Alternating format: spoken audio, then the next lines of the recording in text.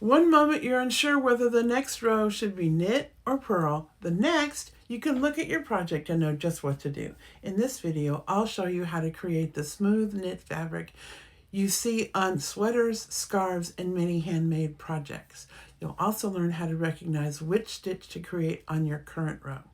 Take a look at this image. The smooth surface is often called knit side, the right side, stockinette stitch, or stocking stitch. Now take a look at the next image and you'll see little bumps. That side is called the purl side, the wrong side, or reverse stockinette when it appears on the front of a project.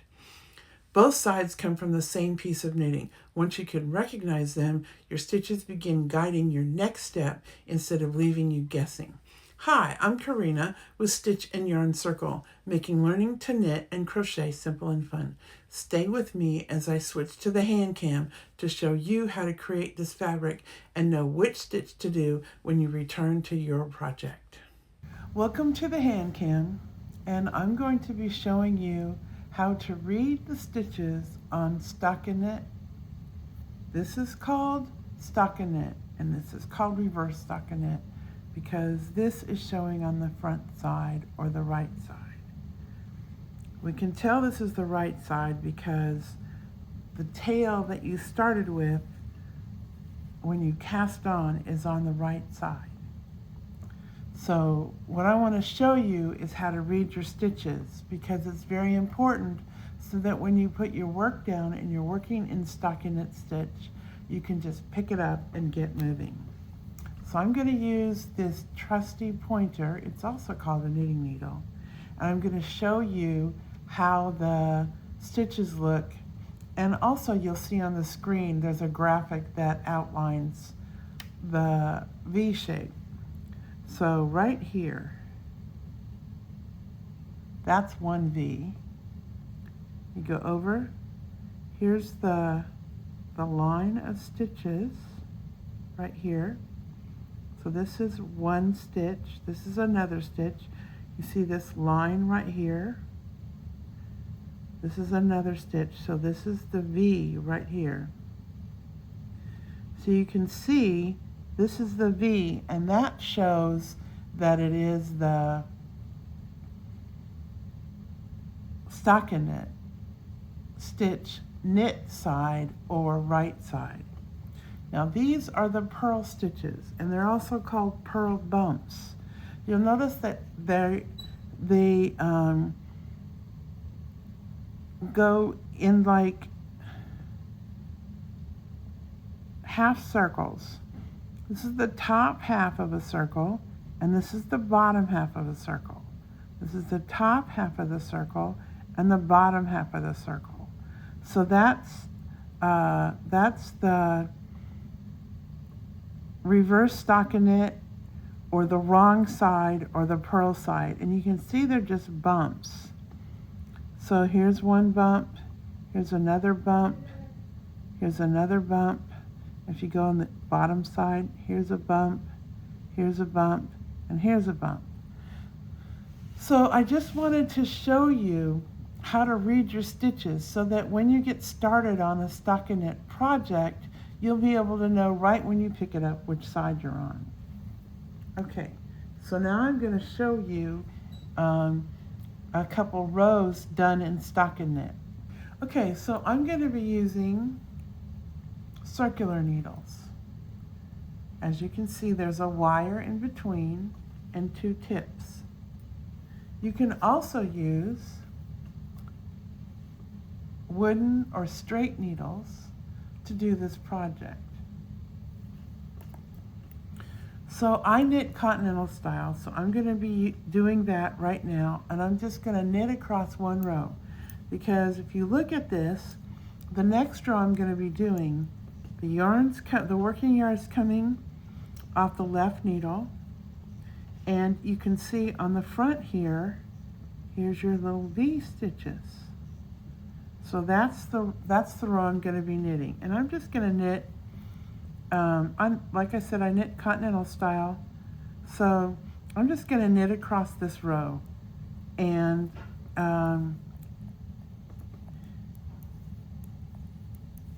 I love knitting. I love to see yarn in a ball become something else, something that I choose to make. And by far, the stockinette stitch, it's also called the stocking stitch, is the most common stitch used in knitting. And so want to make sure that we get a basic foundation of how to read the stitches when you're doing a project, because otherwise it will end up looking like that piece I showed you, and this piece right here, where it switches from the knit side to the purl side, and we don't want that. We want to keep the front or the right side always on the knit side when you're doing stockinette.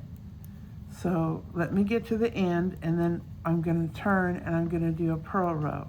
Now typically I use Eastern European purling, but I'm going to do continental purling on this one so that I'm consistent with continental knitting and continental purling. So I got to the end, and as you can see, I just finished the knit stitch. So if you pick up your needles and you see that the working yarn from the ball is on the left side, oh, you just finished a knit row. So let's turn it over and take a look on the back. And what you can see is you can see the purl bumps right here. There's a purl bump, there's a purl bump, there's a purl bump. So you know that the yarn is on the right side of the left needle. And in this case, we need to have the yarn in front. So I don't typically knit like this, but I'm going to go ahead and do a whole row of purl stitch. And as I'm doing it, I want you to look at what's already been produced. Oh, my hands are covering it, so I guess you can't really see that. So this is a purl stitch. And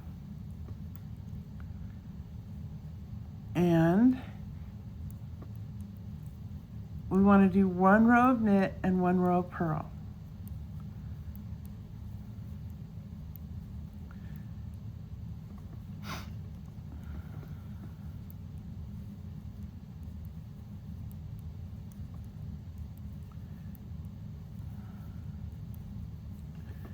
So maybe you can leave a comment about why it is you want to learn to knit. What got your curiosity up to learn? Is there someone in your family that knits? Is it something that you've been intrigued with? Are you creative and you already know how to crochet and you want to knit?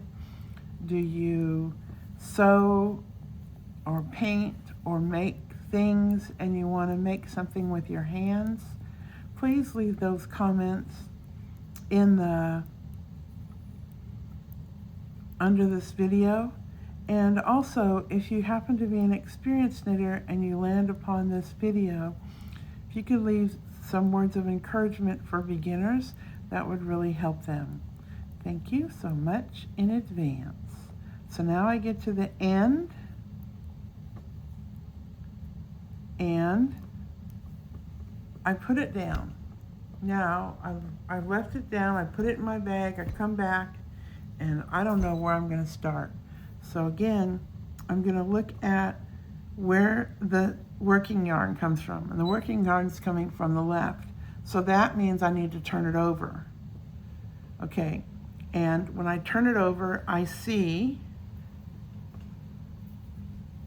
these V shapes right here. So the V shapes mean it's time to knit. So since I've demonstrated that already, I want to show you something different. When you do stockinette only, it curls. And it's not going to do very good for pretty much anything.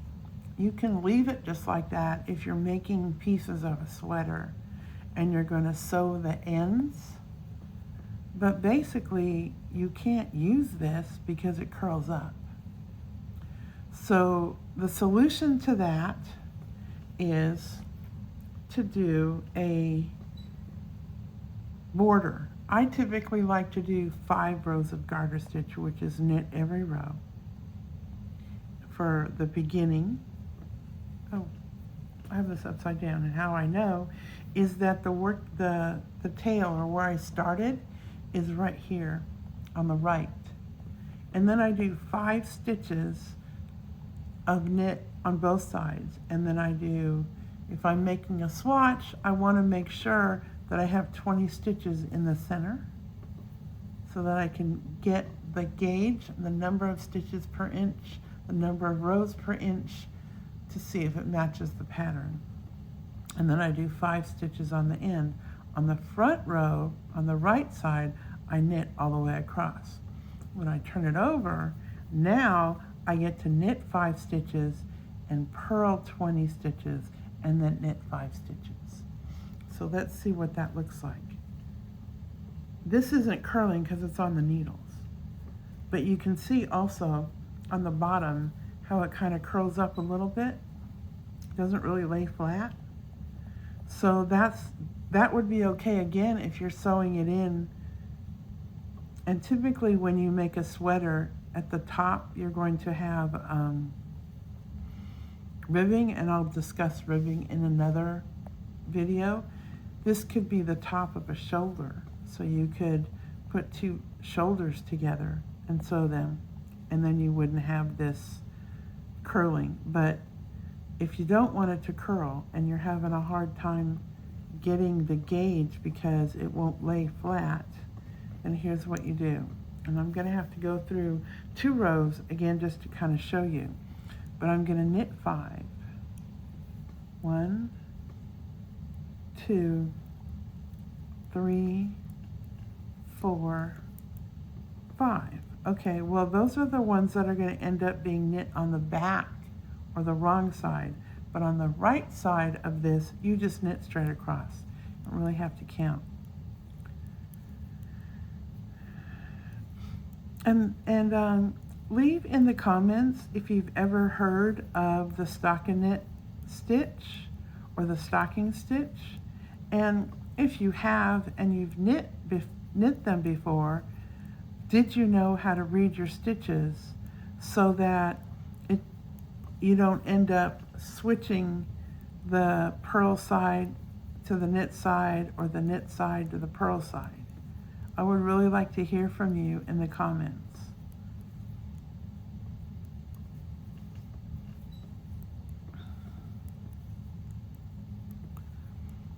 And you probably hear the AC running in the background.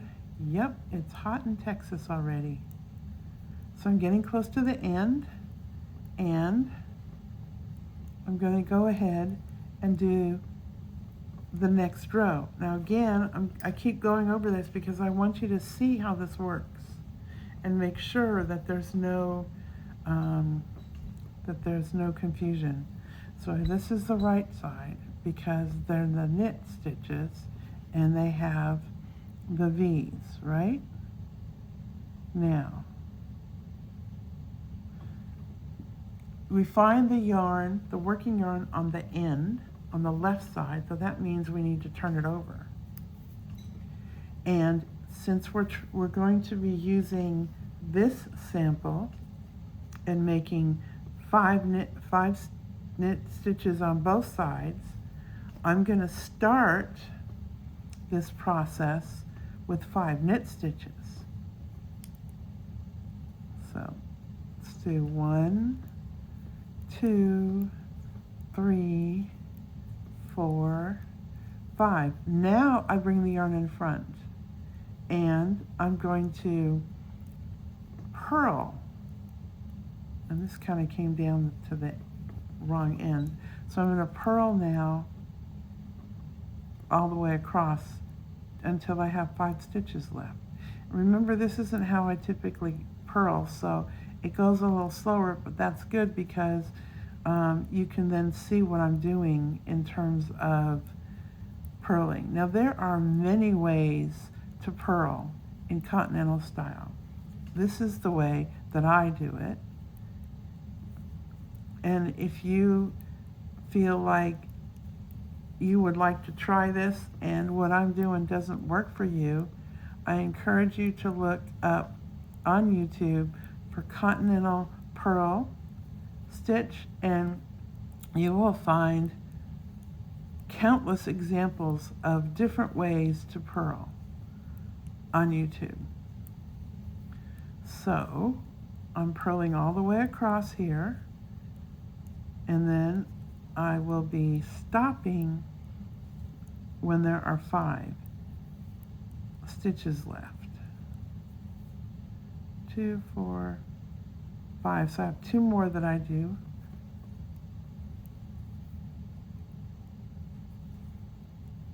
And then I'm going to knit. 1, 2, 3, 4, 5. So that's basically how you're going to be making your swatch.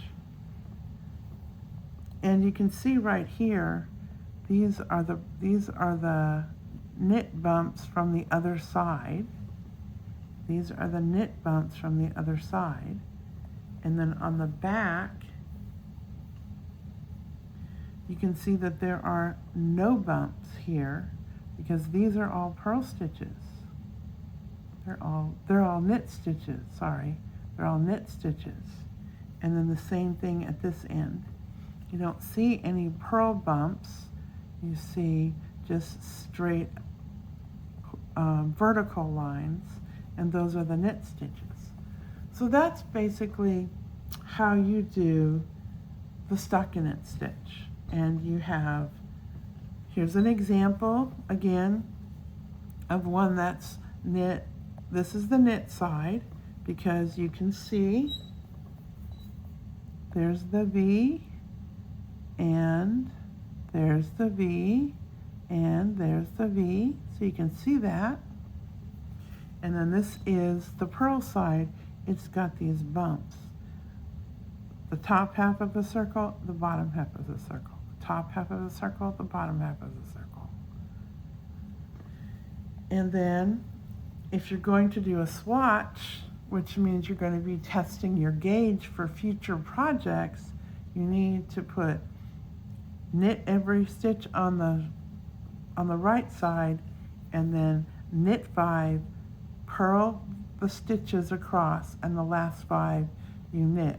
And if you want to avoid it from curling, like if you wanted to make something like a dishcloth or a dish towel and you didn't want it to curl, then you're going to need to add these rows of only knit stitches at the bottom and the top. And I like to have them match. So there's actually 10 rows. Each one of these represents 2 rows, 2, 4, 6, 8, 10. And then I do 1 more and I bind off. So there you have it. I hope to see you in future videos where I will be showing you how to do many, many different skills in knitting so that you can make what you want and be able to start practicing to get ready for patterns that you would like to make. Now you've watched how to create the most common knit fabric, learned how to avoid the curled edges, seen examples of the knit side and the purl side of the stockinette stitch, so you can put down your project, pick it up, and know just where you left off. If you've landed on this video and don't know how to knit, check out the 5 videos in the playlist taking you from not knowing how to knit all the way to creating a dishcloth. Check out more videos on this channel designed to show you the skills you need to create these coveted hand knit projects you desire.